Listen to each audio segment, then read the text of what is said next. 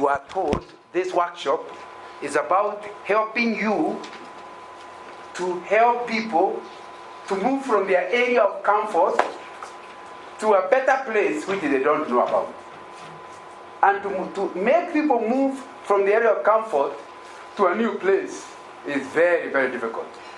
That's why most of us become managers and we continue doing the things the way they have always been done. Because every time you try to change, there is an animosity. And then you ask yourself, what am I gaining?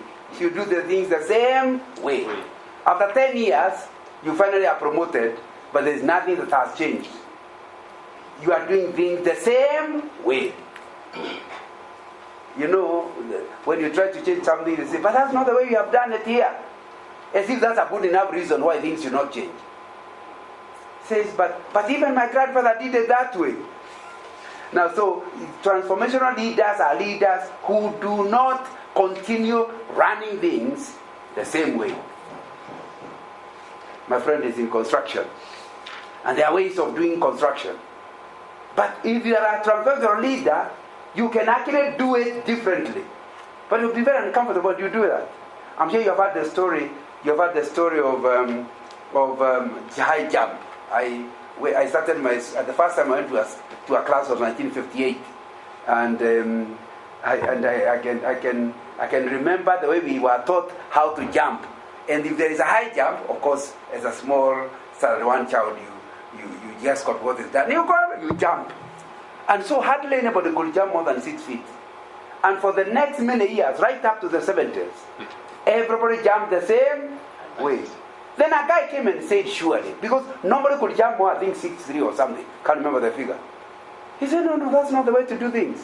You know, you were supposed to start from far, if that's where the bar is. Anyway, this guy decided to start from the side.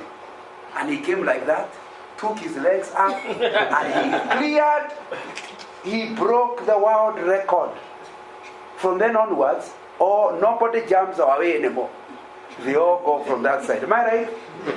There was no way anybody was going to have gone higher until a transformational person came and did it differently. You know, if you do things the same way, it should be surprising you get different results. And yet we keep repeating same things. Another statement, today's problems were created by yesterday's processes. So there is no way today's problems will be resolved by yesterday's processes. If you want to change problems, you must change the process. If you want to sort out today's problems. Today's processes are creating tomorrow's problems. So the whole course is trying to challenge you to do things differently. However, the fear is you could come out of here wanting to change things and you become a clown. You know a clown? You just change for the sake of changing. Why are you changing? Because I like to change. Now, that's not transformational. Transformation is not becoming a clown, just doing things to make people laugh. Transformation is you first of all analyze where you are, understand it fully, see what is good about it, what's not too good about it, then ask yourself, where is the best place to be? And you dream. Once you create the picture of tomorrow, there will be a gap between where you are and where you should be. It is now that movement between where you are to where you should be. That's what we call transformation.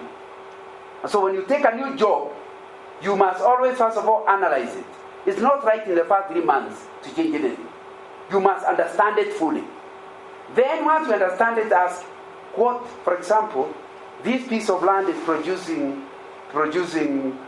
maybe $100 per acre. Is that all? And you know, if you produce 100 acres, you also get a promotion, isn't it? You can say, what can we do? But say, but surely, I've heard in America, they do 120, 150. Why can't we do it in Africa? Once you form the idea that you want 120, and you're now getting 100, you have to think what needs to be done in order to move the production from 100 per acre to 150. That's really what all this is about. Now, because it is so difficult to move people to the new place, we have come up with sort of principles like you were told earlier. And the first principle is character, which you did this morning. And what is character? Character is a way of living that makes people trust you. The whole basis of character is trust. Because there's no way I'll believe you 150 unless I trust you. We can do 150. This guy is a liar. If you cannot be trusted, the group cannot agree to be uncomfortable to go to. So without character, you cannot be a transformational leader because people will not follow you. Number 2, you must have passion. And you will not have passion if it is not meeting. What you are doing is not meeting an inner calling. So that's why our topic is calling. When somebody does something they feel is their calling, they become passionate about it. You know, if you want to do something, you want to go over there, and you're just telling people how wonderful it is, but from the way you are talking, you clearly don't believe it yourself. Even if you have good character, there is no passion, it will not rub on others. Am I clear? So you need to look for projects that are within your calling. You need to do things that seem to start something from within you. And therefore when you talk, you are not just giving a lecture. You have a passion about it. That's what we want to discuss this afternoon. I wrote a book some years gone by called A Leader's Source of Influence. It was in answer to some young people's conference that was held at KTTC about more than 10 years ago, when I was asked by the organizers whether I can talk to the young people about how to impact their generation or how to influence their generation. So I gave a series. I was the main speaker for the whole week. And at the end, people were interested in the material, so I turned it. But when it came to writing the title, I made it Leader's Source of Influence. Because the idea is, for you to be a transformational leader, you must be somebody who can influence people to accept the vision you have set up for them. One of the chapters here is talking about purpose. We are saying, if you are not operating within your purpose, it will be very difficult to influence people. Somehow, when somebody does something they are committed to, soon enough they get a following. Would you agree with me? Initially you are resisting, but from the way the guy is committed, you think there must be something he knows. And you end up going there. My wife likes to give me a story of this person who was on Lika Road. When Lika Road was at a construction, you know, the Chinese used to change it every moment. You live passing here, the next moment the road has changed. You remember? Yes. And it's like they had no signboards. So you have to picture where the new road is. So one day, people coming from Nyeri came and found where they left in the morning, the road had changed. But because it was so confusing, the road seems to be going everywhere, everybody stopped to think, which way is to Nairobi? Then in that confusion, and they are now accumulating cars, one person just pulled out and started going towards into Kiambu, you know, those copy estates, into Kiambu. Once he went confidently, everybody followed. Not that they know where he's going, but they understand we are all confused. So if somebody knows, let's follow the one who knows. He drove round in the copy estate. Finally, he came to a gate. He was going home. They opened the gate, and he went in. The others were now left trying to change direction and go to look for where Nairobi actually is. I can tell you, when you know where you are going, people will follow you. When you don't know where you are going, nobody wants follow you. And that's really what you're talking about this afternoon.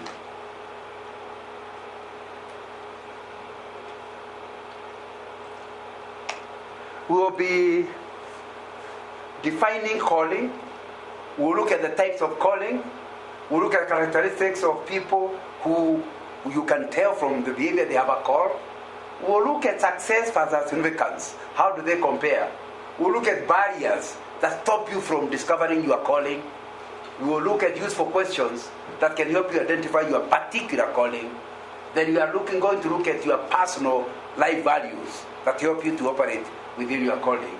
And we'll look at a few biographies as an example.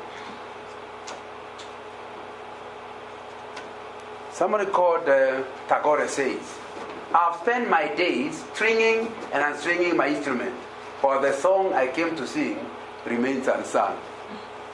That's a person without clarity of his calling. I want to sing this song. No, you try that, but you're not doing. And some of us are in our 40s and still stringing and stringing. We are not clear what our life's calling is. And we wonder why we are not that productive. It's because you are in a job, you are in a career, you are in a relationship that doesn't quite meet that inner thing that makes you passionate in what you are doing. So you keep wondering why people come and they are promoted faster than you. And yet, you had the first class honors for your degree. But you see, however bright you are, when you don't operate within your life's calling, you lose steam. And so you string and you string and unstring your instrument, and yet you have a song God created you to sing. It remains unsung. It will be important, if you really want to be a transformational leader, to ask yourself, have you started singing your song or not? Maybe just to see, you may be a Muslim, but it's good just to see what the Bible says on this subject. My sister, Sarah, would you like to read that for us? The first line on Read from the top. Isaiah 28. Now, if you are struggling, it's not a punishment. Just try. Isaiah 28, 23 to 28. Listen and hear my voice. Pay attention and hear what I say. When a farmer plows for planting, does he plow continually? Does he keep on breaking up and harrowing the soil? When he has leveled the surface, does he not so carry away?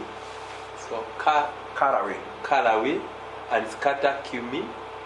Does he not plant wheat in its place, barley in its plot, and spelt in its field?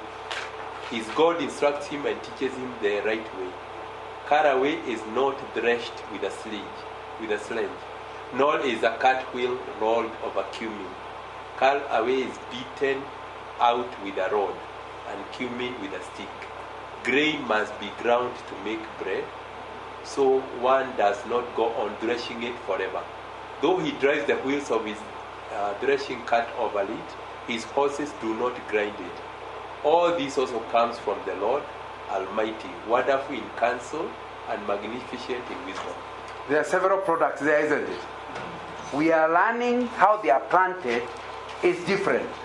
How they are grown is different. How they are harvested is also different. And that happens to be you. That we all look alike. We can even be twins. But our calling is different. And there lies the trouble of Africa. We believe that if you are a Mason, your son will also become a Mason. And there is a lot of trouble. These days, recently I was speaking in medical school, and I tell them, I look at you and I sympathize. Many of you are not in medical school because you are interested in medicine. It's just that you had a mistake of getting a straight A. As soon as you get an A, all the other say you can't waste an A on DG. There's no way. They just go to university and change the subject. You must do medicine. Whether you have a calling, don't have a calling, A condemns you to medicine. So that a lot of people are going to medicine who have no interest. They see blood, they feel like freezing. That's not their area. So you need to understand what Isaiah is saying. We are all different. Your son is not like you. Some people like misquoting rather, a verse in the Bible. Bring up the child the way they should go, as you'll never depart from it. And do you know what most parents understand? Determine for your child the way they should go, then force them to go there. Please listen to the verse. The verse is saying, bring up the child the way they should go. In other words, God was decided the way they should. The work of the parents is to identify the calling of the child. Then support them in that area. Of course, your child might decide they want to play guitar. And for most of my generation, they think that's a waste of time. But it's not your life. It is his life. So if his calling is in playing the guitar, anything else he does, he is singing another person's song. And that's really what you need to understand. The other thing you need to understand right in the introduction is that there is no career better than another. Great men are found in every career, every endeavor.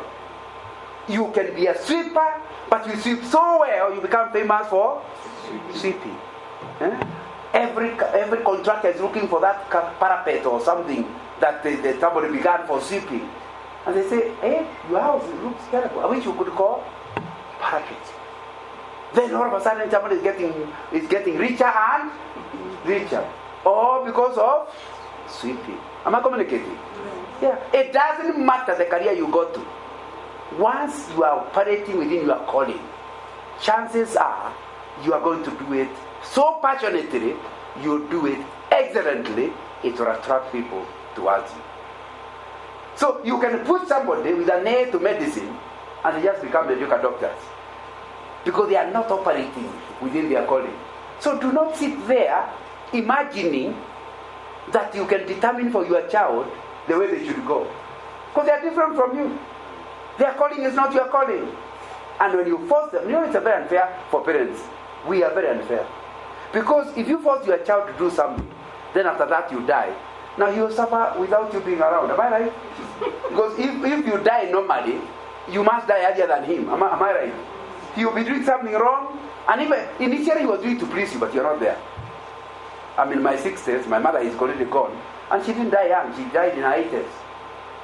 So, maybe let me tell you the truth. If the Lord blesses you with life, you will certainly die before you are sad.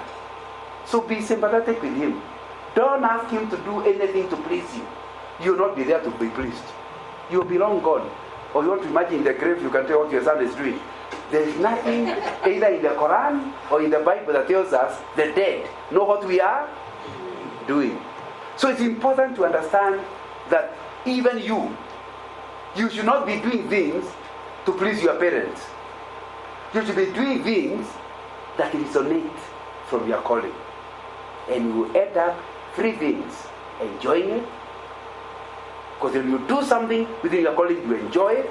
Number two, you do well, so you'll be doing something very well done. Number three, it will take you up. You operate at your highest potential. So it's important to understand that.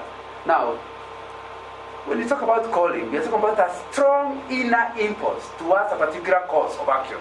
It's like when accompanied by conviction of divine influence. That's why we call it a calling. You can't call it a calling and then it's a caller. So when a lot of people who don't like religious things don't call it calling. They call it life's purpose. But you see, it's the same thing. You're just changing words. It means that there is a purpose to your life. And that means there was a reason you were born, isn't it? Who knows that reason? So you're back to calling. There is a caller. He created you for a purpose. He's not in the business of making trash. So there's a clear reason why you are created. As you have a strong desire to spend your life doing a certain kind of work, that thing you feel like doing. Let me tell you one of the ways of knowing what your calling is. You don't look forward to retiring, because you never retire out of your calling. Never. There's no retirement. You continue doing what you are called to do. Only death will stop you. So it is calling. Even something you are looking forward to retiring, that's a job, not a calling. And it's important to differentiate your calling from your job or even your career. Those are different things. Your calling is something that and anyway, all callings have something to do with other human beings. If it's a calling, it is a need in the world, that you feel you are created to solve. There must be a problem in the world you are created to solve. Some people are called to children. And even when they are in their 70s, they are still interested in children. Why? They feel like children should not suffer. Children should be looked after. Every time you see a child being mistreated, you will feel like crying yourself. That may tell you that that's within your calling. There's something in you that causes you. Some what bothers you is people in pain. You hate to see anybody in pain. So you feel called to relieve people's pain. So your calling is there. Now, you know your calling may be something to do with removing diseases. You hate people to have diseases. But you know, as to which career we can have the same purpose, the same calling, but our careers are different. Do you know, if for example it's a place where people are sickly, you are likely to solve the problem by being a nutritionist, teaching people how to eat a balanced diet. And you are still having the purpose of removing people's unhealthy lives. But others, you become a doctor. You want to treat the disease. Others are economists, and they have the same purpose.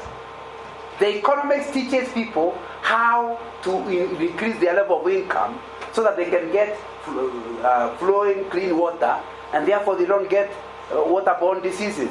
But it came from an economist. An economist is using economics to meet his purpose. So I want you to understand that your career and your job do not tell us what your calling is. But you need to be in a career or in a job that meets that inner need. Now if you want to know mine, just go to my website. I have a website called johnganga.org, www.johnganga.org, and you can, because I try to help young people to develop their own clarity of calling, and I've tried. I've also written a whole chapter in this book,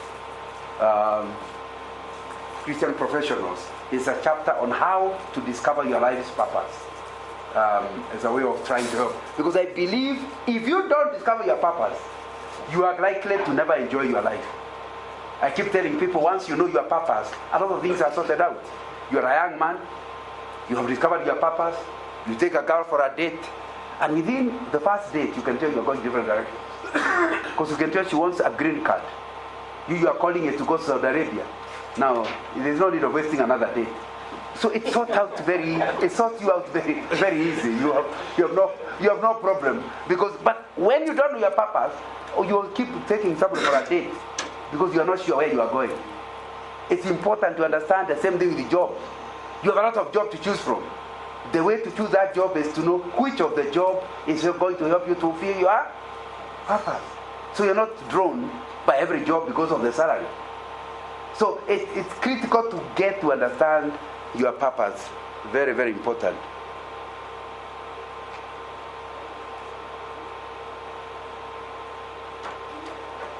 So we are still saying calling is the vocation or profession which one customer engages, but if it meets the inner calling I was talking about. So, examples of calling, he had always felt a calling to help others. So, it doesn't tell you the career, but he has, and I'm sure you know people like that, isn't it? Who just, anywhere that you come to sit, they're interested in whether your seat is well. Now, they haven't even checked theirs. They are interested in ensuring you sit well. Of course, some of them overdo it. You go near them and they start dressing you up. You know, shirt, whatever. They feel like it is their interest to dress others. Do you have people like that? They can also become a nuisance. But you need to understand there is something in you that causes you to want to help. You don't feel satisfied until you have done something for others. He experienced a calling to enter priesthood. They tell you there is no money, it doesn't bother you. You don't feel satisfied until you can help people to go to heaven. It's very critical to understand this concept, because if you don't do it, you will not enjoy your job. I'm sure you have heard this story of a guy who went to a construction site. In the Middle Ages, the most critical buildings, the best architects were building cathedrals. Because you remember the Pope was the king of kings. Remember, you have that history, isn't it? So the best, if you want to go to Europe to find the best architecture of that era, you go to a cathedral. So this guy came and he found people in a construction site, and he asked the mason, "What are you doing?" He said, "I'm laying bricks," which is true. One brick on top of another. And the man was supposed not even excited about it, but he was just laying bricks. Then he moved to another corner of the work and he found another person still laying bricks. And he said, "What are you doing?" He said, "I'm building a cathedral." They are doing exactly the same. One has clarity of calling, the other one no clarity of calling. Between the two people, the one who just came to lay bricks and the one building the cathedral, who wakes up faster in the morning? Because you see, this guy is not seeing stones. He is seeing a completed cathedral. And it's going to be, remember, a cathedral was only one in a country. That's where the bishops are. Because a cathedral means the seat of a bishop. So there will be only one. So if you're involved in constructing a cathedral, it means you'll be famous throughout the country, isn't it? You are able to tell your grandchildren, by the way, I was one of the masons. Something you are proud about. So you can see, if you are building a cathedral, you will be more excited than if you are simply laying bricks. The truth is, you are doing the same job. He went to another corner and he found another mason. This one, yes, "What are you doing?" He just stopped what he was doing and stood up. And he said, "Sir, I want to tell you what I'm doing. I am populating heaven and depopulating hell." You know, he was no longer seeing a cathedral. He was seeing the pastor preaching and people changing. And he saw them transformed from going to hell to going to heaven. He saw himself as an evangelist. Yet he was simply laying bricks. Of the three, the one who lays bricks, the one who gives a cathedral, the one with a spiritual, who is doing a spiritual job, which one is more excited? Who do you think is most excited? The one who feels like they are serving God. They have been appointed by God to depopulate hell and populate heaven. I want to ask you, in your current job, which of the three are you? You know, there are people who are there, you are simply your job to earn a salary. Am I communicating? Those are the people who just lay the bricks. They don't even understand the totality of what the company does. Just say, what is the purpose of your company? Why does your employer exist? They don't understand. Because for them, they just doing a job. I'm a secretary. I type 100 words per minute. 20 of them wrong. Now, but that's all they are doing in their life. And they earn money out of it. But there are others who feel like working for this company is serving God. Now that's, you have to ask yourself, where are you? For Mary, teaching wasn't a job. It was a calling. Because both of us can do a job. One is doing a calling, the other one is simply doing a job. And it will be important, if you are going to be someone who will influence others, it will be critical that you get to this level where people can see it's not a job you are doing. You are following a calling. Another one, she discovered architecture as her true calling while in college. And it was no longer just a career. He feels he missed his calling, did not have the career he should have by not becoming a doctor. Because a doctor was a real calling.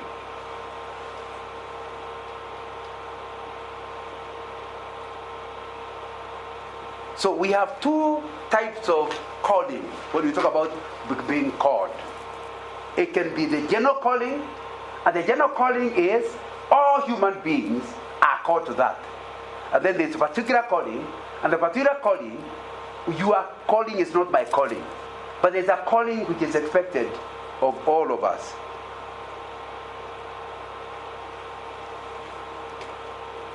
It is in knowing the living, it is in knowing and living out our general calling that we are able to identify our particular calling. But you start with understanding general calling. General calling provides the God-centered values towards holistic societal well-being. It is the prerequisite for societal transformation. The reason we live well within the society is because there is a general calling for all of us to be helpful to one another. Your general calling provides you with ever-increasing indicators of your particular calling. Your general calling shapes your conviction about your particular calling. It is important to note that several individuals from diverse backgrounds, in terms of upbringing, education, a career path, and experiences, may end up with a higher degree of similarity in their particular calling. We have different careers, but you have the same calling. Let's look at some. For example, there is some of us are not called to love God and others not to love God. Would you agree with me? All of us. One calling is we are supposed to love our Creator. And all of us are supposed to obey the golden rule. What's the golden rule? Yeah, if you want me to scratch your back, you must also be ready to scratch mine. It's a human being. That's why we get too annoyed. When we say somebody is a bad man, it's because you do something for them and then they can't do anything for you. Because you see, the general rule for all of us is that we do the same to one, but that's not the way people are. Yeah, I listened to another talk, and those people who like exploiting others are called takers. Others are givers. So if you're a taker, you always check. We went out with Gidiomi, but he never paid the bill. I paid. He will say, now, are you taking me out tomorrow? Because I must be paid. Takers do not ever want negative balance. They can't do something for you unless you also do. But for them, their happiest day is to feel like, we went to Gidiomi to London, came back, he kept buying lunch. I mean, I bought them once. Now that means I was able to exploit him. That is the life of a taker. They are always happy that the balance was against their number. Givers are opposite. They feel totally uncomfortable when they know we went to Gidiomi.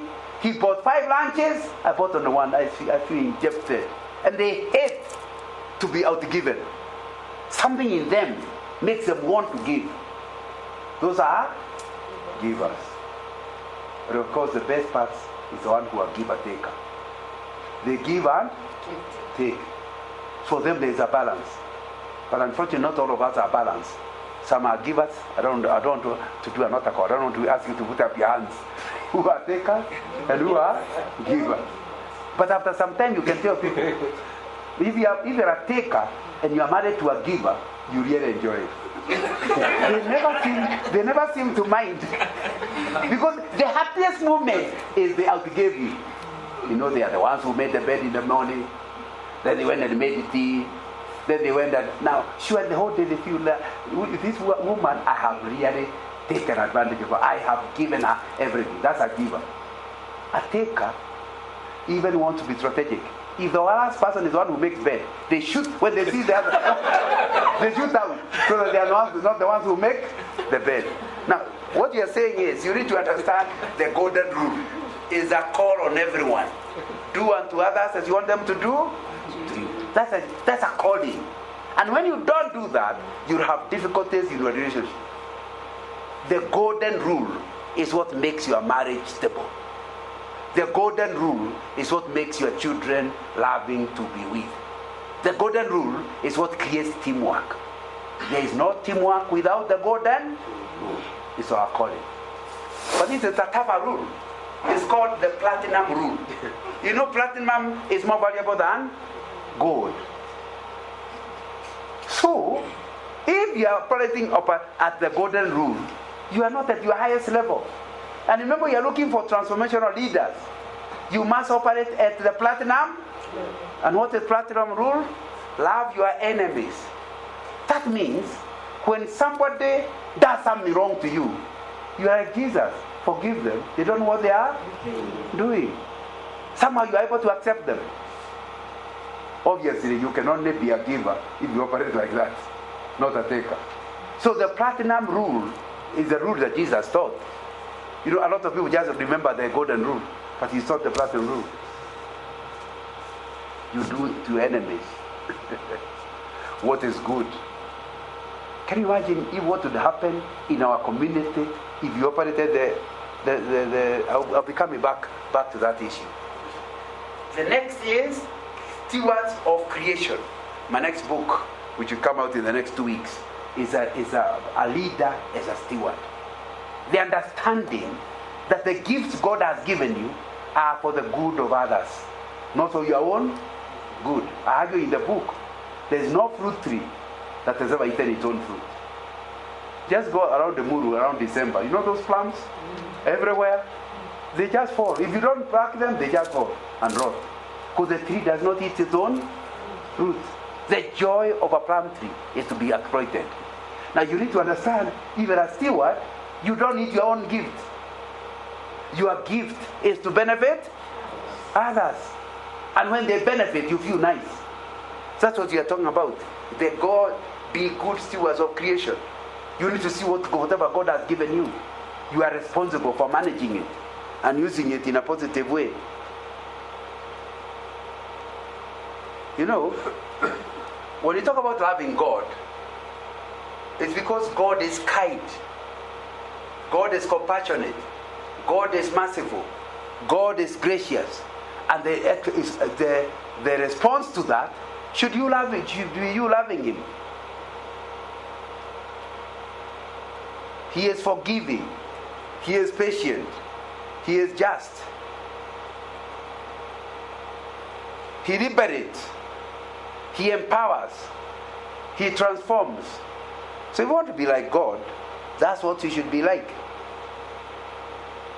In the process, you are able then to operate the golden rule. When you love your neighbor, several things will come.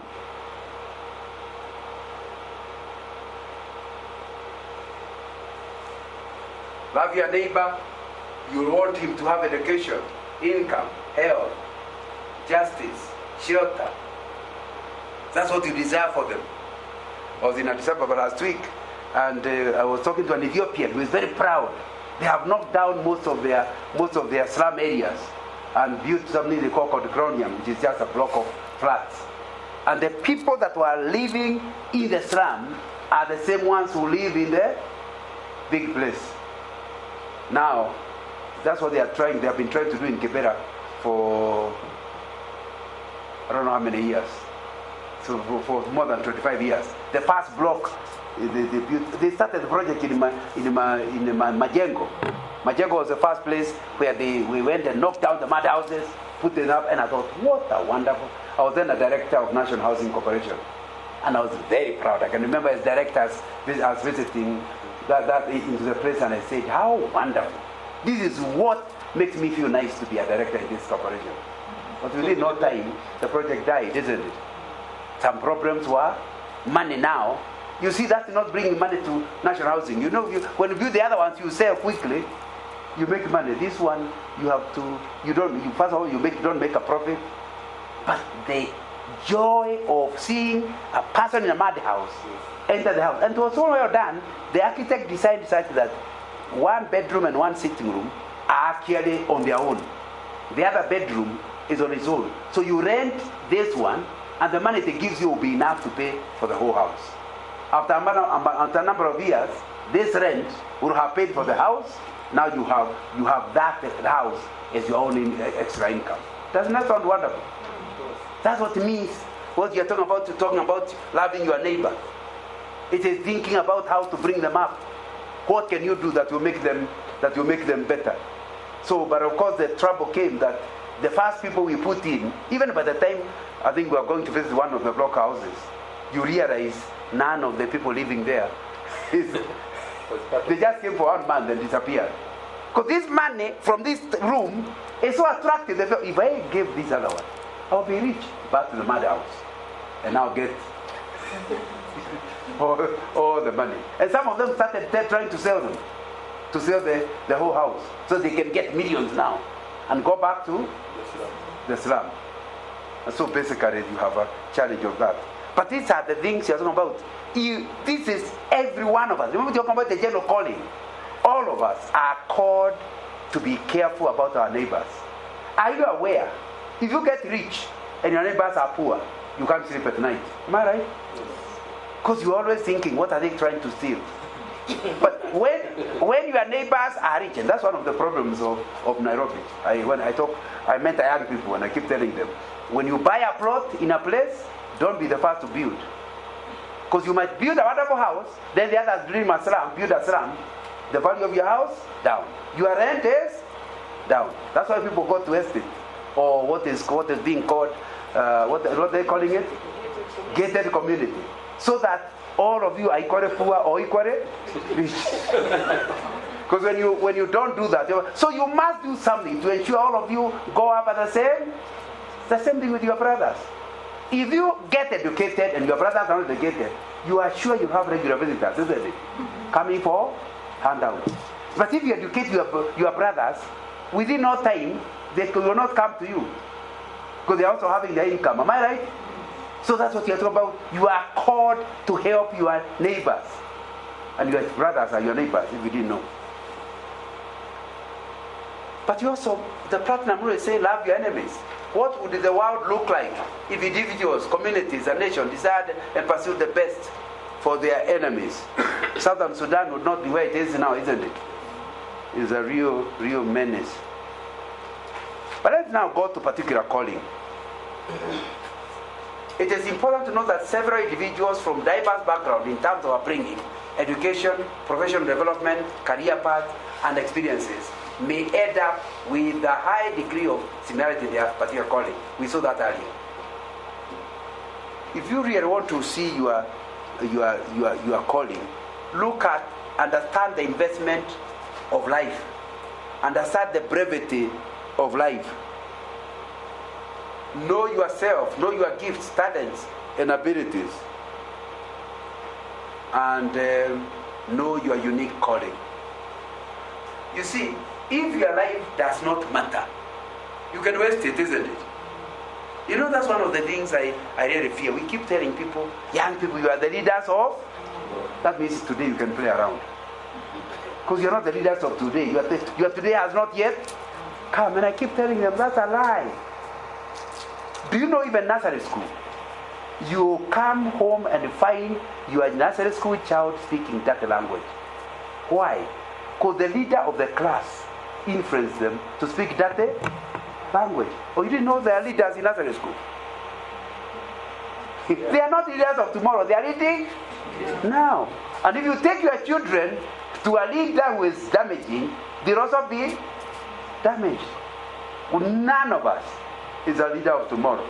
The book of Acts, chapter 13, verse 36. 13:36. David, we are told, and talking about David, and David fulfilled God's purpose in his own generation.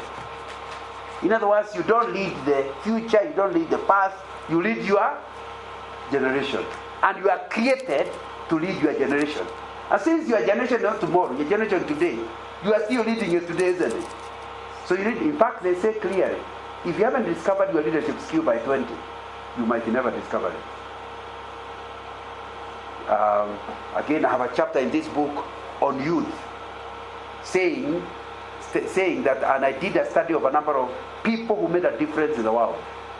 To my surprise, many of them died before they were 40.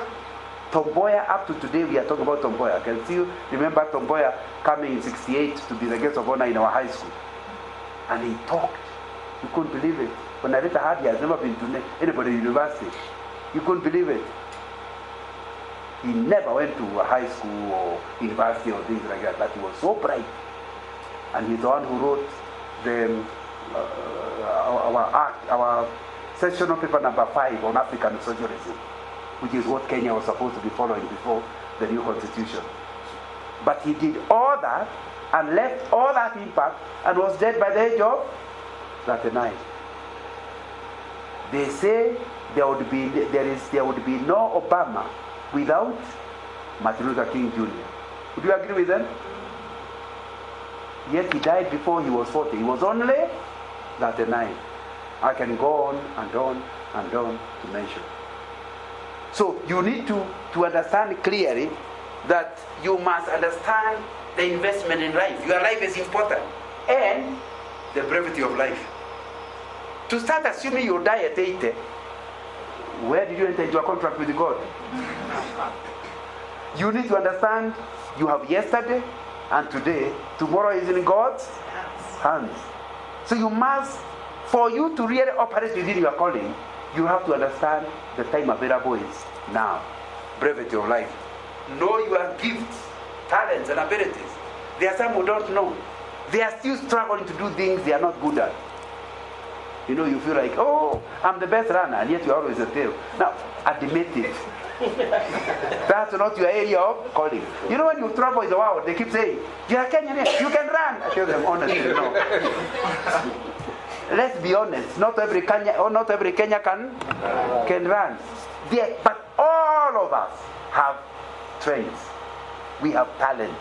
God never aid anybody without a talent. And the fact that your talent is not similar to the other person doesn't mean you're wrong. So when you start understanding your talents, they start guiding you to your calling, and you are able to operate within your calling and your talent to become somebody. It's a very, very important thing to start looking at your talents and understanding them and operating. So everybody should do a SWOT analysis on himself and repeat it regularly. Remember SWOT? The internal one is strength and weakness in you. The outer one is opportunities and threats around you. Because you are born by uneducated parents, that's both a weak. That's an external threat or an external opportunity. It's you to decide. You know, a lot of people who are born by rich people have a weakness. They don't think hard. Not because they don't want, but because things are sorted out, because they have a chance to work on them. You are born in difficulties. You have a very special opportunity. Because you know how to deal with problems. Not communicating. You know, in Shell, I worked for Shell for 30 years. And before I retired, they had introduced a new form of interviewing where we don't ask you, we assume the university knew what it was doing. So we don't ask you questions about engineering, even if we are taking you for engineer. We ask you about your potential. Things that have nothing to do with what you learned in school. And these will be questions like, what is the hardest problem you ever handled? You know, you come from a rich family. You start scratching, oh, my mother left me, and left only bread. And we had nothing else, only bread. Now, others, my mother left without bread, and you are not even sure they ever coming back. Now, you need to understand that two people are different, isn't it? So so you need to study your historical circumstances. They are going to show you who you really are. And it's important to understand that. So, next, know your unique calling. Looking at all that, where do you feel God is asking you there? Now, some initial signs in understanding your particular calling. Ability to see what needs to be done. There's an area where other people are struggling. You say, that child is wet. As everybody was trying medicine, whatnot, but you just have a way of dealing with the children. There's a problem other people are struggling with, but you seem to get the answer quickly. That may point to your area of calling. Ability to see what needs to be done. Ability to do what needs to be done. Others are talking. They are talking shops. You will go and do it, and you sort out the problem. Conviction that it must be done. Somebody tells you this must be done, and I'm the one to do it. You are not just giving instruction. Willingness to admit inadequacies in what needs to be done. There's an area where you are able to see what needs to be done and what needs to change. It may also show within your concerns and contentment. It is the dissatisfaction with the status quo that matures into a clear picture of what could be an idea, and then what should be a conviction. So you need to really listen to yourself. The thing that seems to make you so uncomfortable. The other day somebody told me they had discovered something you can place on the road to highlight the dividing line between the cars because they were hit by a car. So they started doing it surely. You know, sometimes you are not sure that the other car is coming to your side at the night, isn't it? So and he said he manufactured something that can help somebody. I don't know if he has been able to market it to the roads department or not, but I heard him talking about it. So you need to understand there is something in your upbringing that could help you to start seeing seeing which area is the answer. Most likely where you see the problem, you are the answer. And it's important to start looking at that. Looking at your concerns. How can you tell people have a call? Can I tell people with a call? They are serving a cause bigger than they themselves. You can tell this person is not doing a job. They seem to have a calling of their own. They go beyond the call of duty. It's not the way we put it. Hey, so and so goes beyond the call of duty. And you can tell they really are committed to what they are doing. I think that's what you had with the Meshoke, isn't it? You know, the guy is a billionaire. So you know he's not looking for the small salary or cabinet secretary. Yet he's working night and day and taking risks. I cannot forget when he wanted to clean up the Great Yanyama. You know that place. I heard that it had not been cleaned for 40 years. Because they are so busy slaughtering. They don't allow anybody. And he said, no, I'm closing it up. Unless you clean it, I'll close it up. The MP said, you can't do that. These are my constituents. Michoki just ignored the MP. Close the market. And it was cleaned until it never reopened until it was cleaned. You remember the story? Now, was he trying to get anything out of it? No. He making minutes of an environment. He goes to the what do you call it? It's called Narbi Dam. Below Kibera, isn't it? And it's dirty. Nothing can work. And he says, this place will be rowing boats there. Remember the story? Now, do you think he needs it? Just flies to Mombasa whenever he wants to go. And anyway, he has his hotels, isn't it? If it's a swimming pool he's looking for. So you need to understand there is a calling. You do things. When you operate within your calling, you are doing something, a cause bigger than yourself. Number two, they are serving other people's interests. You never have a call to yourself. And I think I've said that earlier. That's why when you see if you see a company's mission, vision, and mission statement talking about themselves, it's not worth it. You know, I want to be the biggest oil company in Kenya. Now, surely, that's nothing. I mean, who are you helping by becoming the biggest oil company? Because you see, and anyway, it's a useless vision. I help people. In my consultancy, we help people write strategic plans. And I say, so how will you know you are the biggest? Now, if we are all mediocre, and you're the better of the mediocre, you will just be the biggest mediocre oil companies. Because your measure is others. So if they don't grow, you also don't grow. That's a useless thing. You need to talk about what impact will your life make on others. When you're developing your vision, it's about other people, other people's interests. What will change because you are alive? What will change because you are born? How will people benefit? You're also inspired. What you are doing is not a duty, you are inspired.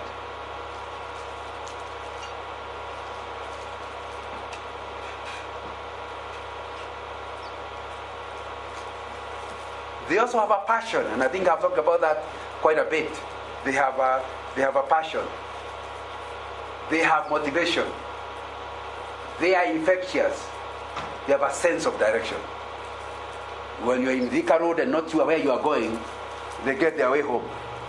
I think it's important to ask yourself. They're infectious. If you stay near somebody who has a calling, you soon want to do something, isn't it? They're always talking about it. And they have motivation, they have a passion.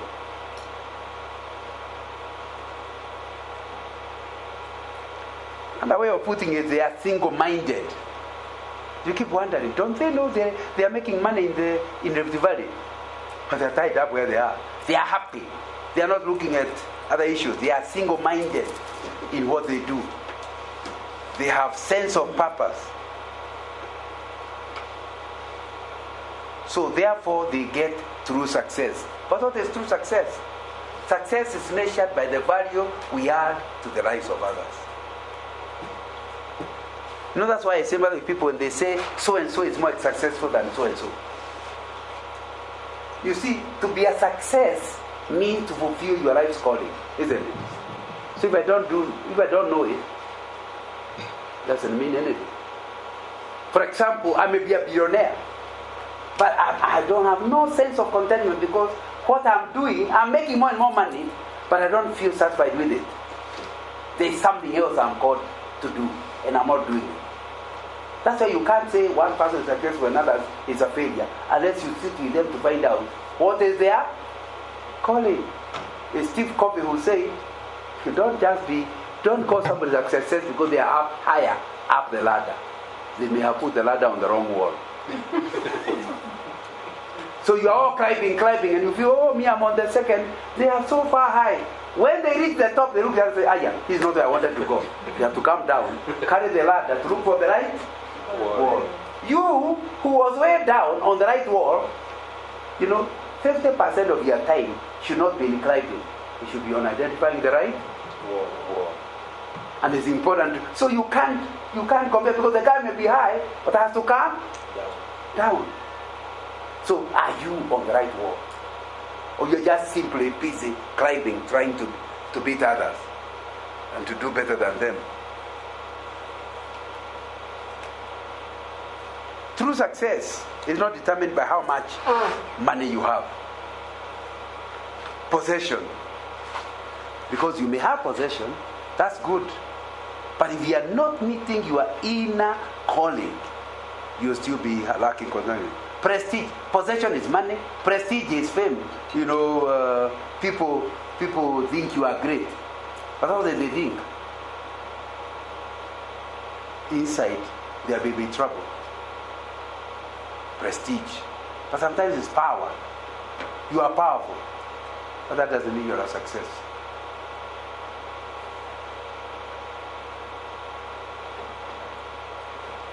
So you need to go to the significance rather than just success. Humans share a sense of calling to success and significance. We must move beyond success, significance. And I'll be defining significance in a minute.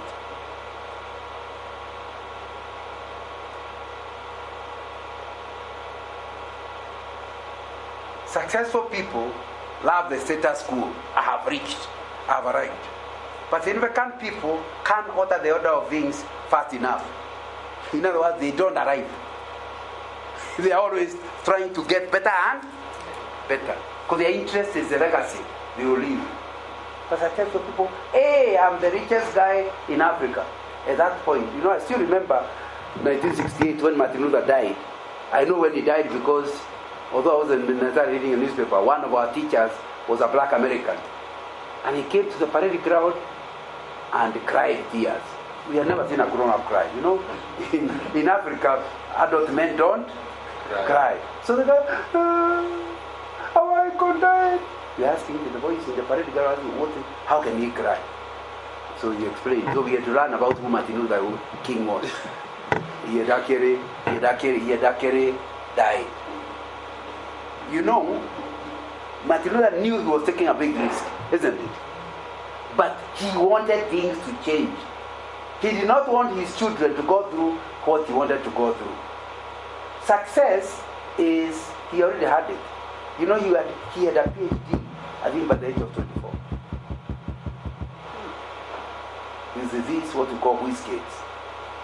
But instead of using his PhD to become a big man, he went and became a pastor in a small church. And he operated from that church, not looking for money. Today we are still talking about him, isn't it? It will be important to ask yourself, are you after success or significance? Significant people can't alter the order of things fast enough. You're always trying to do things and you never arrive. In men, when you want to say that a woman is really happy when she is married, you call her Moko Kinya.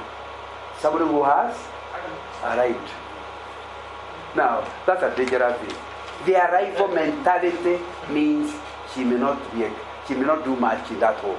I hope not. But I think it's important to ask yourself, do you feel like you have reached a level where you wonder why you are working? Because you have actually Alright. Bill Gates became a billionaire. Now then he stopped working for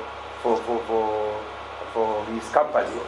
Now he's a social worker, moving all over Africa. The other day a newspaper guy photographed him in a shirt somewhere in Eldoret. Do you remember?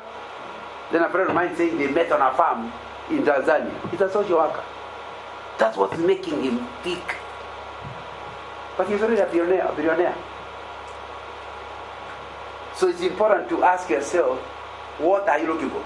People with a calling never arrive. I told you they never retire.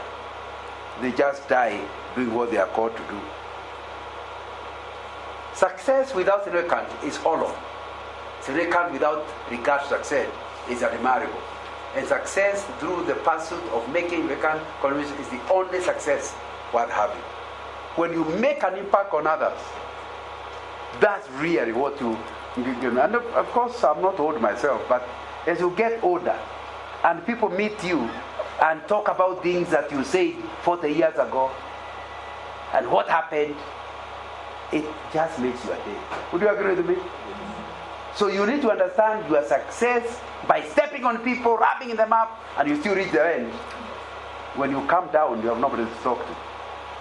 So it's important to ask yourself, where are you? Are you making contribution or not?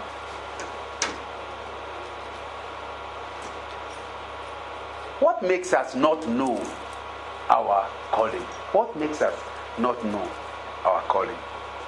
How come, and I'm not suggesting it is you or you, how come you are not operating within your calling? You're just making money. Number one is fear of failure. Hey, I don't want to try that. I might fail. You will never go to your life's calling when you are free. So you have to do what is normal. Have you seen the way in Kenya we work? One person begins a kiosk. Within no time there are 10 kiosks there, isn't it? Yes. And although the first one was making money, are they all now making money? No. Because nobody wants to start something different. So you might not operate within your calling because you want to do a career everybody has. Yeah. So originally, women became teachers and nurses. So if you try to be an engineer, they think there's something wrong, like you are not a woman enough. Now it's important to ask yourself, is the fear of failure stopping you from going to what your life's calling is? You know something serious? People who try nothing fail in nothing. People who have never failed are many because they have achieved nothing. Anybody who has ever achieved anything can give you a list of failures. Yeah. You know, even something as simple as talking. Now, if you sit down, at the end, when even if people are talking, do not talk about you. But people will talk about Nganga, his English. Which school did he go to? Now, so when you're afraid of people talking about you, you keep quiet, isn't it? So they don't talk about you. I still remember the first time I talked at Alliance. I was asked to speak in the morning. We used to have morning chapel, and I had just come to Form 5, and somebody knew I was a Christian. So in morning chapel, there was a time with the students are the ones to talk. And I'm a straight boy. I've just been here 2 weeks. So that week, I'm asked to speak, and I researched. I went to the library and researched. You know, and you have only 15 minutes, but I had difficulty keeping the 15 minutes. And when we finished, on our way out, the Mzungu headmaster called me to the office. And I knew I was in trouble. I said, now sure, why did I try? I should never have tried. Now I would not be facing the headmaster. Very new in the school. When I went there, he looked at me, and he said, next time don't be that long. And I walked out. And so for the rest of my life in Alliance, I kept speaking. Because I had gone over the fear, isn't it? I'm getting my point. If you don't want to take risks, you stay where you are. Because then you are happy. You'll achieve nothing. We shall never talk about it. You know, there are people who are so annoyed that people are talking about them. No, but if you are being talked about, it means you are a man of influence. We never talk about people who achieve nothing. For people to be talking about you is wonderful. So if you ever hear people talking about you, I'm making a difference. It's important to understand people always talk when you make a difference. And when you even do a good thing, they try to look what is wrong with it. Now, he spoke well, that content was good, but his English was terrible. And now the topic stops from what you did well to what you did badly. That's human. So anyway, we are saying if you really want to go to lead your people from the area of comfort to a new area, you must remove fear. Number 2, employment. You know, my employer is so good. Like we used to work with that about Shell. If I leave Shell, who can pay me my salary? You know, to earn a big salary is a problem. Because anywhere else you will get a lower one. So you stay there. They insult you, they don't give you any work, they are wasting your time, and you are still staying there because of your... Can you see the salary stopping you going where God has got you? Yeah. Because you do not want... You are used to driving a big car. Now, so if I leave, I'll have to go to a smaller car. So I can't go. But you see, as if the small car does not go like the big one. But that's what is troubling you, the employment. The other one is education. That's a dangerous thing. And I've already made reference with talking about Tomboya. A lot of people think you need a PhD to achieve anything. And I'm not suggesting you should not get a PhD. I'm only saying, with the little education you have, you can still make a difference in the world. Would you agree with me? Many people. Now, what education did Karume have? I think he didn't even go to intermediate when he started burning charcoal. Anyway, some of you are young, you don't know what intermediate is. But when you were in school, there used to be something called CEE, Common Entrance Examination, that would be done in class 4. It was so tough. Very few people ever made it to Standard 5. And in my village, if you went to Standard 5, we talked about it. And you know, Standard 5, when they came back, because our school went up on Standard 4, intermediates were very few schools. So many primary schools would be the ones donating people to the intermediate. And when they came back, we could not speak Kikuyu. They were just too educated to speak our language. So don't look down on it.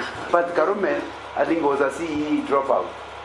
Now, the truth is, by the time he died, most of his managers had degrees, MBAs. Am I right? Although it's another funny thing I say. Do you know Karume is among the very few Kenyans who have written a biography? Michoke was educated in London. He left us without a document.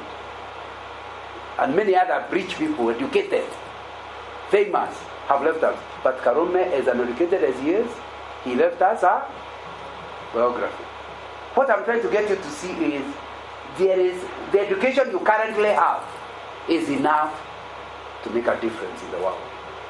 When you get a chance to do a PhD, please do go ahead and do it. But do not wait until after the PhD.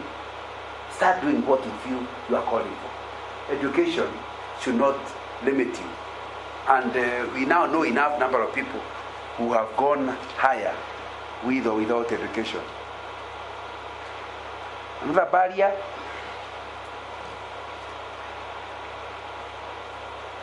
lack of support. In other words, you have an idea, but you have no bouncing board. There's nobody you can use to bounce your ideas on. I think that's something you need to ask yourself. Is it that you don't have somebody who can help you, to challenge you? You know, every one of us needs at least 3 friends, minimum. If you want to be somebody transformational, please look for somebody better than you and befriend them. When you meet them, you wonder what you contribute to the friendship. Because there isn't much you give. But you always feel richer when you live among them. Unfortunately, many of us can't do that. Why? We feel intimidated. And because we are proud, we don't like working with people who are better than us. If somebody is richer or cleverer or more resourceful,